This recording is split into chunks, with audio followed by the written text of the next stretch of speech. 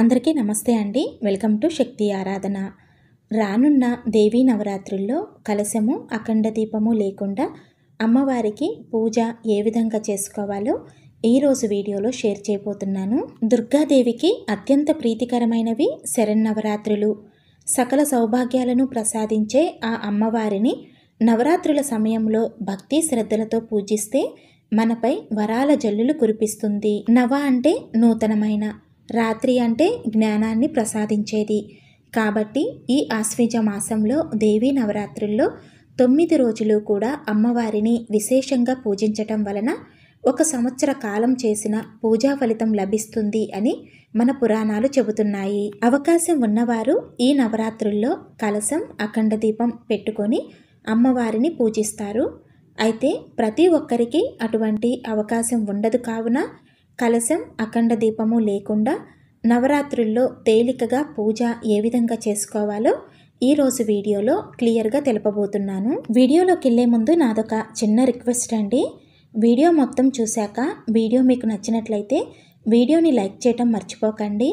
చాలామందికి దేవీ నవరాత్రుల్లో పూజ ఏ విధంగా చేసుకోవాలి, ఎటువంటి నియమాలు పాటించాలో ఇంకా క్లియర్గా తెలియని వాళ్ళు ఉంటారు కదా.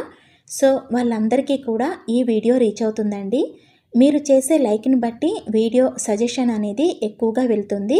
కాబట్టి ఇది నా రిక్వెస్ట్ అండి. వీడియో నచ్చితే తప్పకుండా వీడియోని లైక్ చేయండి. నవరాత్రి పూజలు స్టార్ట్ చేయాలి అనుకుంటే పాడ్యమి ముందు రోజే అంటే అమావాస్య రోజు రాత్రి నుండే ఉపవాసం చేయాలి. పాడ్యమి రోజు తెల్లవారుజామున లేచి ఇల్లంతా శుభ్రం చేసుకొని ఇంటి ముందు అందంగా ముగ్గులు వేసుకొని గడపలకు పసుపు రాసి బొట్టు పెట్టి తలస్నానం చేసి పూజకు అన్నీ సిద్ధం చేసుకోవాలి. ఈ 9 రోజులు కూడా అమ్మవారికి పీఠం పెట్టడానికి వీలుగా ఈశాన్యం మూలలో పసుపుతో కానీ జాజుతో కానీ అలికి అష్టదళ పద్మ ముగ్గు వేసుకోవాలి. మొదటి రోజు ఇలా పీఠం ఏర్పాటు చేసుకొని ఈ పీఠం మీదనే మనము 9 రోజులు అమ్మవారికి పూజ చేసుకోవాలి. ఒకవేళ పీఠం ఏర్పాటు చేసుకోలేము అనుకుంటే ప్రతిరోజు పూజా మందిరంలోనే ప్రత్యేకంగా పూజ చేసుకోవచ్చు. ఇలా ముగ్గు వేసుకొని అమ్మవారి పీఠం కోసం ఒక పీటకి పసుపు రాసి బొట్టు పెట్టి అలంకరించి ఇప్పుడు ఈ పీట మీద అమ్మవారికి ఎంతో ఇష్టమైన ఎరుపు రంగు వస్త్రాన్ని పరుచుకోవాలి. అమ్మవారి ఫోటో పెట్టే ముందు దీనిపై 3 గుప్పిళ్ళు కానీ 5 గుప్పిళ్ళు కానీ బియ్యం పోసి బియ్యంలో కొద్దిగా పసుపు కుంకుమ వేసి అమ్మవారి ఫోటో నిలుపుకోవాలి. దేవీ నవరాత్రులు కాబట్టి దుర్గాదేవి ఫోటో ఉంటే దుర్గాదేవి ఫోటోనే పెట్టుకోండి. దుర్గాదేవి ఫోటో లేకపోతే నవదుర్గలలో ఏ ఫోటో అయినా పెట్టుకోవచ్చు. లక్ష్మీదేవి కానీ, సరస్వతీదేవి కానీ, లలితాదేవి కానీ ఇలా అమ్మవారి స్వరూపాలలో ఏ ఫోటో అయినా పెట్టుకోవచ్చు. అమ్మవారిని చక్కగా పూలతో కానీ, గాజుల మాలతో కానీ, నిమ్మకాయల మాలతో కానీ అందంగా అలంకరించుకోవాలి. ఇంట్లో పీఠం ఏర్పాటు చేసుకుంటే మాత్రం చాలా నిష్టగా నియమంగా ఉండాలి. ఇలా పీఠం ఏర్పాటు చేసుకుంటే అమ్మవారి ఫోటోని కానీ పీఠాన్ని కానీ అస్సలు కదపకూడదు. ప్రతిరోజు పూలు మారుస్తూ పూజ చేసుకోవాలి. పీఠం పెట్టిన రూములోకి చీపురు కానీ చెప్పులు కానీ అస్సలు రాకూడదు. అలాగే పీఠం పెట్టిన రూములో మంచాలు కుర్చీలు కూడా ఉంచకూడదు. పీఠం పెట్టిన రూములో గట్టిగా అరవటము, గట్టిగా మాట్లాడటం కూడా చేయకూడదండి. అలాగే ఇంట్లోకి నాన్ వెజ్ అనేది తీసుకురాకూడదు. ఈ 9 రోజులు కూడా పీఠం పెట్టిన రూమును ఏదైనా క్లాతుతో తుడుచుకోవాలి. అంతేకాని చీపురు పెట్టి ఓడవకూడదు. బ్రహ్మచర్యము తప్పకుండా పాటించాలండి. ఇప్పుడు కలశం ఆచారం ఉన్నవారైతే కలశాన్ని ఏర్పాటు చేసుకోవాలి. ఇక్కడ మనము కలశం లేకుండా పూజ చేస్తున్నాం కాబట్టి ఒక పాజిటివ్ ఎనర్జీ కోసం ఒక రాగి చెంబుకి గంధం రాసి బొట్టు పెట్టి దానిలో నిండుగా శుద్ధజలం పోసి కొద్దిగా పసుపు కుంకుమ సువాసన భరితంగా ఉండటం కోసం కొద్దిగా కర్పూరం కానీ జవ్వాదు కానీ పొడి చేసి వేసి ఒక పుష్పాన్ని ఉంచి పీఠం మీద అమ్మవారికి కుడి పక్కన ఒక చిన్న పీట కానీ లేదా ఒక తమలపాకు కానీ ఉంచి దాని మీద ఈ రాగి చెంబు పెట్టుకొని పూలతో అలంకరించుకోవాలి. ప్రతిరోజు కూడా పూజ ప్రారంభించే ముందు ఈ రాగి చెంబులో నీటిని మార్చి మరలా కొత్త నీటిని పోసి పెట్టుకోవాలి. ఇలా మార్చిన నీటితో ఇల్లంతా శుద్ధి చేసుకొని మిగిలిన నీటిని ఎవరూ తొక్కకుండా పచ్చని చెట్ల మొదట్లో పొయ్యాలి. ఈ నవరాత్రుల్లో అమ్మవారికి నిండుగా అటు ఇటు చక్కగా పసుపు కుంకుమ పెట్టుకోండి. ఇలా పెట్టిన పసుపు కుంకుమ ఈ 9 రోజులు కూడా అమ్మవారి ముందు ఇలాగే ఉండాలి. అమ్మవారి ముందు ఇలా నిండుగా పసుపు కుంకుమ పెట్టుకోవటం వలన మన ఇంట్లో కూడా అలానే నిండుగా ఎటువంటి ఇబ్బందులు లేకుండా ఉంటుంది. మనం ఏ పూజ చేసుకోవాలి అనుకున్నా ముందుగా గణపతికి పూజ చేసుకోవాలి. పసుపుతో గణపతిని చేసుకొని మొదటి పూజ గణపతికి చేయాలి. నవరాత్రులలో ప్రతిరోజు గణపతిని మార్చుకోవాలి. ప్రతిరోజు కూడా కొత్తగా పసుపు గణపతిని చేసి మొదటి పూజ గణపతికి చేసి ఆ తరువాత అమ్మవారికి పూజ చేసుకోవాలి. మార్చిన పసుపు గణపతిని ఫేసుకి కానీ మంగళసూత్రాలకి కానీ రాసుకోవాలి. లేదంటే ఎవరు తొక్కకుండా పారే నీటిలో కలపాలి. మనము ఎంత ఆర్భాటంగా ఎంత ఘనంగా పూజ చేశాము అన్నది ముఖ్యం కాదు, భక్తితో చేస్తున్నామా లేదా అనేదే ముఖ్యము. పీఠం ఏర్పాటు చేసుకొని పూజ చేసుకుంటే మాత్రం 9 రోజులు తప్పకుండా పూజ చేయవలసిందే. ఒకవేళ మీకు మధ్యలో ఏదైనా అడ్డు వస్తుంది అనుకుంటే మాత్రం ఇలా పీఠం పెట్టుకొని మొదలు పెట్టకండి. పూజా మందిరంలో ప్రతిరోజు అమ్మవారికి కాస్త ప్రత్యేకంగా పూజ చేసుకోండి. అలాగే ఈ దేవీ నవరాత్రుల్లో అమ్మవారికి దేవాలయాల్లో సామూహికంగా విగ్రహాలు పెడుతూ ఉంటారండి. సో అక్కడికి వెళ్ళి అమ్మవారిని దర్శనం చేసుకొని కుంకుమ పూజలో పాల్గొనవచ్చు. అంతేకాని పీఠం పెట్టుకుంటే మాత్రం ప్రతిరోజు పూజ చేయవలసిందే. విఘ్నేశ్వరునికి మీ వీలును బట్టి షోడశోపచార పూజ కానీ పంచోపచారాలతో కానీ పూజ చేసుకోవచ్చు. గణపతికి పసుపు కుంకుమ అక్షతలు గంధము వస్త్రము సమర్పించి పూజ చేసుకోవాలి. గణపతికి ధూప దీపాలు చూపించి నైవేద్యంగా చిన్న బెల్లం ముక్కను సమర్పించవచ్చు, లేదా ఏదైనా పండ్లను కూడా సమర్పించవచ్చు. అలాగే పూలతో కానీ అక్షతలతో కానీ ఎంతో శక్తివంతమైన గణపతి షోడశనామాలు కానీ గణపతి అష్టోత్తర శతనామాలు కానీ చదువుకొని గణపతికి హారతివ్వాలి. ఇంకా కలశము అఖండ దీపము ఏర్పాటు చేసుకుంటే ఇంట్లో నుంచి అస్సలు బయటికి వెళ్ళకూడదండి. అంటే ఇంటికి తాళం పెట్టి పొలిమేర దాటకూడదు. అంత నిష్టగా ఉండాల్సి ఉంటుంది. మీరు ఒకవేళ అంత నిష్టగా ఉండలేము అనుకుంటే కలశము అఖండ దీపము పెట్టకుండా నార్మల్గా ఈ విధంగా పీఠం ఏర్పాటు చేసుకొని పూజ చేసుకోండి. ఇప్పుడైతే కలశము అఖండ దీపము లేకుండా తేలికగా నవరాత్రుల పూజ ఏ విధంగా చేసుకోవాలో చూపిస్తున్నాను. కేవలం కలశం మాత్రమే, అంటే అఖండ దీపం పెట్టకుండా కేవలం కలశం మాత్రమే పెట్టుకొని తేలికగా పూజ ఏ విధంగా చేసుకోవాలో మన ఛానల్లో వీడియో పోస్ట్ చేశానండి. వీడియో లింకు డిస్క్రిప్షన్లో ఇస్తాను. ఇంట్రెస్ట్ ఉంటే ఒకసారి చెక్ చేయండి. అలానే కలశము అఖండ దీపం పెట్టుకొని పూజ ఏ విధంగా చేసుకోవాలో కూడా త్వరలోనే వీడియో పోస్ట్ చేస్తాను.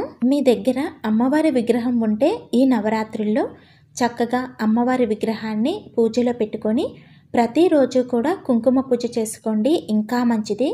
ఒకవేళ విగ్రహం లేదు అనుకుంటే పసుపుతో గౌరీదేవిని చేసి గౌరమ్మకి కూడా కుంకుమ పూజ చేసుకోవచ్చు, లేదా అమ్మవారి ఫోటోకైనా సరే కుంకుమ పూజ చేసుకోవచ్చండి. తరువాత ఆచమనం చేసుకొని సంకల్పం చెప్పుకొని అమ్మవారిని షోడశ మంత్రాలతో పూజించుకోవాలి. ఈ నవరాత్రుల్లో 9 రోజులు కూడా అమ్మవారికి అర్ఘ్యపాద్యాలు సమర్పించి షోడశ మంత్రాలతో పూజించుకుంటే చాలా మంచిది. అమ్మవారి విగ్రహాన్ని పువ్వులతో అందంగా అలంకరించి ముందు అమ్మవారికి పసుపు కుంకుమ అక్షతలు వస్త్రం సమర్పించి పూజ చేసుకోవాలి. ఈ నవరాత్రుల్లో 2 పూటల ఉదయము సాయంత్రము పూజ చేసుకోవాలండి. దేవీ నవరాత్రుల్లో రాత్రి పూజకు చాలా ప్రత్యేకత ఉంటుంది. కాబట్టి ఉదయము నార్మల్గా అమ్మవారికి పంచోపచారాలతో పూజ చేసుకొని సాయంత్రం మాత్రం అమ్మవారిని షోడశ మంత్రాలతో పూజించుకోవాలి. ఈ నవరాత్రులలో అమ్మవారు ఏ రోజు ఏ రూపంలో దర్శనం ఇస్తారో ఆ అవతారానికి సంబంధించిన అష్టోత్తరాలు చదువుకుంటూ పూజ చేసుకోవాలి. అష్టోత్తరాలు చదవటం రాకపోతే అమ్మవారు ఆ రోజు ఏ అవతారంలో ఉన్నారో ఆ అవతారాన్ని మనసులో తలుచుకుంటూ పూజ చేసుకోవాలి. ఇలా అష్టోత్తరాలు చదువుకుంటూ అమ్మవారికి కుంకుమతో పూలతో గాజులతో అక్షతలతో మీకు అందుబాటులో ఏవి ఉంటే వాటితో పూజ చేసుకోండి. ఈ నవరాత్రులలో అమ్మవారికి నిష్టగా పూజ చేసేవారు గొడవలు పడటము, చెడుగా మాట్లాడటము, సినిమాలు చూడటము చేయకూడదండి. చెడు ఆలోచనలను కూడా మనసులోనికి రానివ్వకూడదు.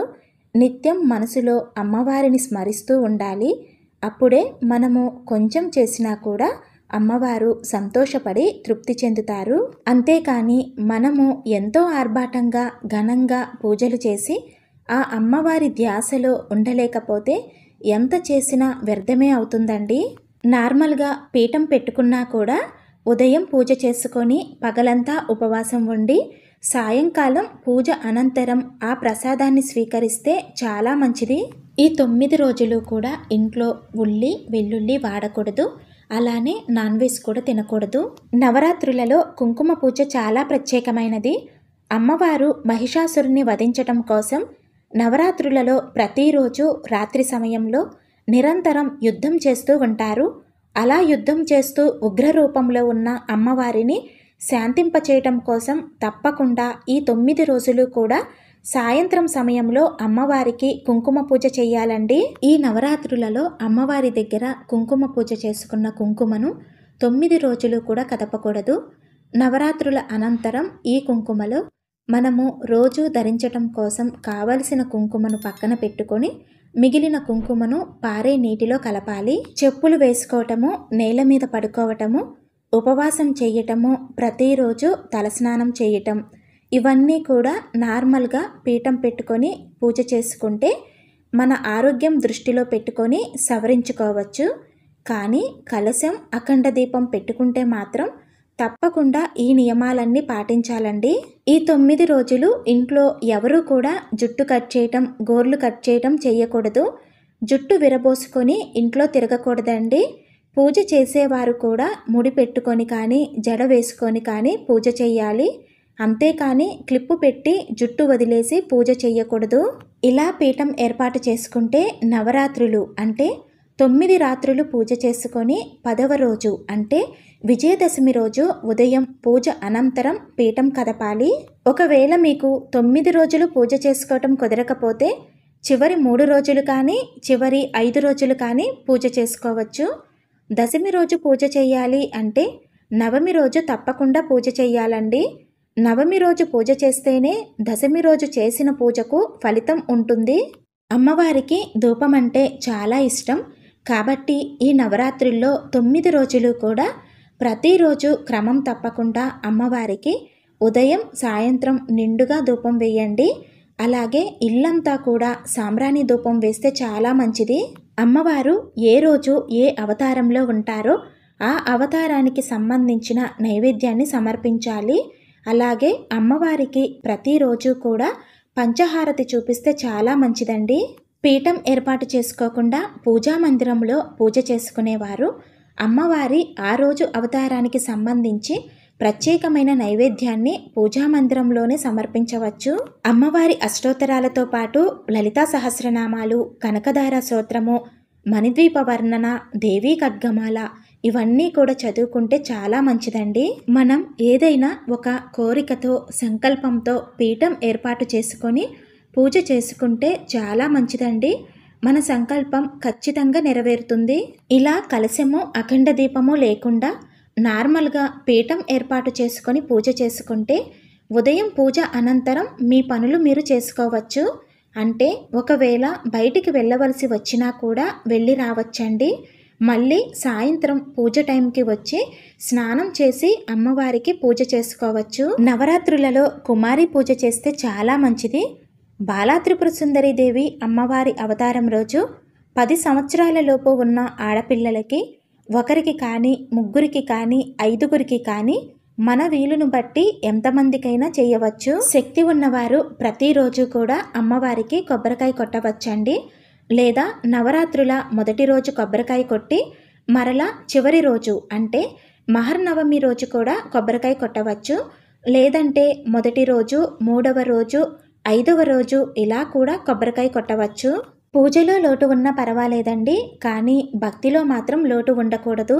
ఇలా 9 రోజులు కూడా నిష్ట నియమాలతో అమ్మవారిని పూజిస్తే ఆ అమ్మవారి అనుగ్రహం తప్పకుండా కలుగుతుందండి. ప్రతి ఒక్కరికి కూడా ఈ నవరాత్రుల 9 రోజులు పూజ చేసుకునేంత శక్తి ఆ అమ్మవారు కలిగించాలని మనస్ఫూర్తిగా కోరుకుంటున్నాను. ఈ వీడియో మీలో కొంతమందికైనా యూజ్ అవుతుందని అనుకుంటున్నాను. అలాగే ఈ వీడియో మీకు నచ్చినట్లయితే వీడియోని తప్పకుండా లైక్ చేయండి. అలాగే ఈ వీడియోని మీ ఫ్రెండ్స్కి అండ్ మీ ఫ్యామిలీ మెంబర్స్కి షేర్ చేసి తప్పకుండా మన ఛానల్ని సబ్స్క్రైబ్ చేసుకోండి. శ్రీమాత్రే నమః.